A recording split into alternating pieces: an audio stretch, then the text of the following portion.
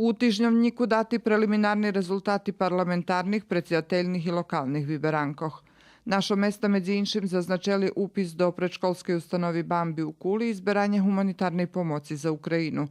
Na ekonomiji piše o pririhtovanju za hastovanje fiskalnih kasoh na pijacoh z ohlednucom na kocur.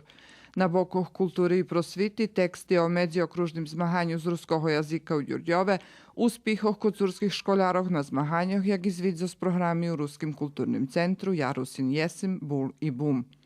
U rubriki Ljud za rok i život predstaveni Oksana Timko-Djitko zo Zagrebu i Vladimir Seman zo z Ruskoho Kerestura. Duhovni život piše o prihodu Vodicove ikoni do Beogradu i Novoho Verbasu i velkonocnim vašare u Ruskim Keresture.